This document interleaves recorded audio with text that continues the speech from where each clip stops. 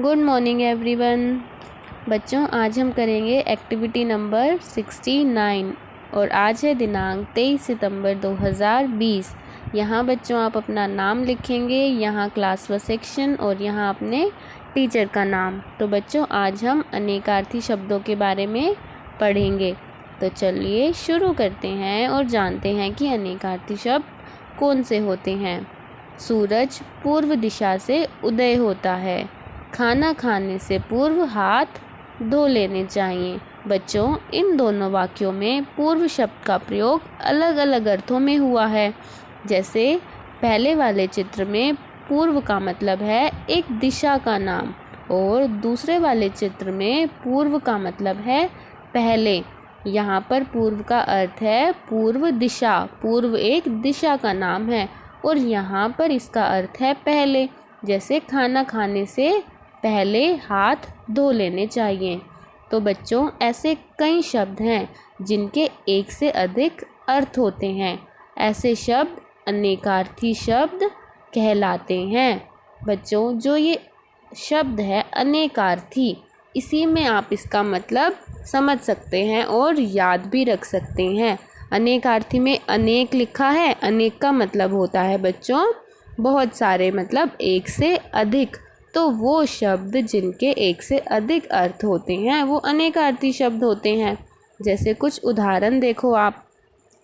अंबर, अंबर के कौन कौन से अर्थ हैं? एक आकाश और एक इसका अर्थ कपड़ा भी होता है। नेक्स्ट वर्ण, वर्ण में अक्षर और रंग। पत्र, पत्र का मतलब पत्ता भी होता है और चिट्ठी भी होता है। कुछ और उदाहरण भी देखें बच्चों। कर, कर का मतलब होता है हाथ और टैक्स, दोनों ही कर के अर्थ हैं, मतलब कर के एक से अधिक अर्थ हुए। तो ये हुआ अनेकार्थी शब्द।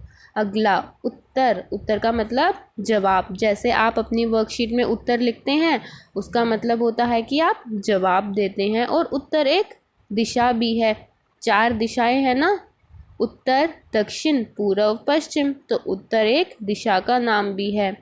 फल, बच्चों फल का मतलब एक तो होता है परिणाम। परिणाम मतलब जैसे आप परीक्षा देते हैं तो उसका परिणाम आता है, मतलब आप एग्ज़ाम देते हैं तो उसका रिज़ल्ट आता है। रिज़ल्ट मतलब परिणाम और उसको फल भी कहते हैं। और फल का एक अर्थ होता है खाने वाला फल जो हम खाते हैं। तो नेक्स्ट है वार, वार मतलब बच्चों दिन।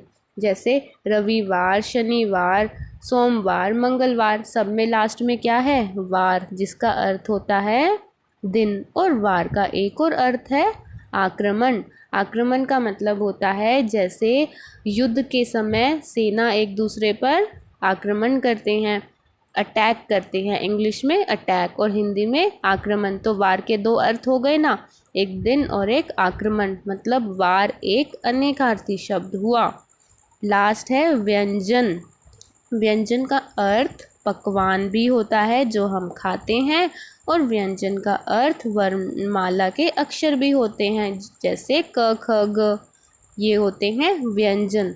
तो बच्चों अनेकार्थी शब्द आपको समझ आए। अगर आपको कोई कर बोले तो उसका मतलब हाथ भी हो सकता है और उसका मतलब टैक्स भी हो सकता है।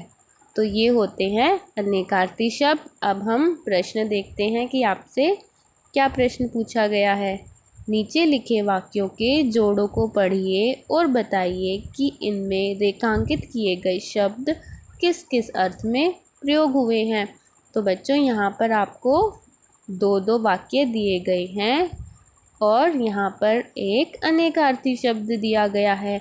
आपको उसका मतलब बताना है कि उस वाक्य में वो क्या अर्थ दे रहा है।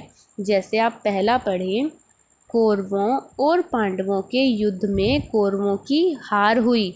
यहाँ पर हार का मतलब क्या है? पराजय। और अगले वाक्य में जीत की खुशी में खिलाड़ियों को हार पहनाए गए, मतलब माला। तो आप जब ये वाक्य पढ़ रहे हैं तो आपको खुद ही समझ आ रहा है कि यहाँ पर हार का मतलब क्या है। अब अगला देखो जो कि आपको करना है, ये आपके लिए करके बताया गया है।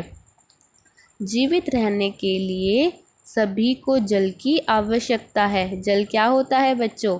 पानी, तो आप यहाँ पर लिख देंगे पानी। जंगल में आग लगी और वृक्ष जल गए। तो बच्चों यहाँ पर जल का मतलब क्या है? जलना। तो यहाँ पर आप लिख देंगे जलना। इस तरह से पहला पानी और अगला जलना। अब थर्ड देखें, पानी में रहकर मगर से बैर करना अच्छी बात नहीं है। तो यहाँ पर मगर का मतलब क्या है? मगरमच्छ। मैं खेलना तो चाहता हूँ मगर अभी बाहर नहीं जा सकता। तो यहाँ पर मगर का अर्थ है लेकिन या फिर परंतु। फोर्थ है बच्चों, सीमा ने प्रतियोगिता में भाग लिया। प्रतियोगिता में भाग लिया मतलब हिस्सा लिया। तो यहाँ पर भाग का एक अर्थ हुआ हिस्सा। पुलिस को देखकर चोर भाग गए। इस भाग का मतलब क्या हुआ? भागना। तो भाग के दो अर्थ हो गए, एक हिस्सा और एक भागना। तो भाग हुआ अनेकार्थी शब्द। लास्ट है, आजकल सोने के आभूषणों के दाम बहुत बढ़ गए हैं। तो बच्चों यहाँ पर सोना क्या है? एक धातु है। और मेरा सोने का समय हो गया है, इसका क्या मतलब है? सोने का अर्थ यहाँ पर क्या है? सोने की प्रक्रिया मतलब नींद लेना। तो सोने के दो अर्थ हो गए। तो ये हो गया बच्चों आपका क्वेश्चन, जिसमें 5 पार्ट दिए गए हैं। आप ये करेंगे। आज की वर्कशीट छोटी वर्कशीट है ना? तो चलो बच्चों, एक बार हम ये चीज़ भी जान लेते हैं कि पर्यायवाची शब्द और अनेकार्थी शब्द में क्या अंतर होता है। क्या आपको याद है कि आपने पर्यायवाची शब्द के बारे में पहले भी पढ़ा था? कहाँ पढ़ा था? हमने वर्कशीट नंबर 40 में पर्यायवाची शब्द के बारे में पढ़ा था। उस वर्कशीट का नाम था मेरा दूसरा नाम। बच्चों आप उस वर्कशीट को देखें कि पर्यायवाची शब्द क्या होते हैं, आपको याद भी होगा। वो वर्कशीट 20 अगस्त की है। आप एक बार देख लेंगे कि 20 तारीख की ही है या नहीं। 20 अगस्त, ठीक है। तो आप एक बार बच्चों रिवाइज़ करेंगे वहाँ से। और अब हम यहाँ पढ़ लेते हैं कि इन दोनों में क्या अंतर होता है। तो बच्चों पर्यायवाची शब्द जो होते हैं उनमें अनेक शब्द होते हैं और उनका अर्थ एक होता है। मतलब पर्यायवाची शब्दों में अनेक शब्द, अलग अलग शब्द होते हैं और उन सभी का अर्थ एक ही होता है। जैसे हमने पढ़ा था पुष्प, कुसुम, सुमन, अनेक शब्द हो गए ना।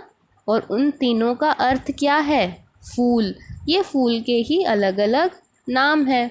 इन सब का अर्थ क्या है? फूल है। तो मतलब अनेक शब्द और एक ही अर्थ।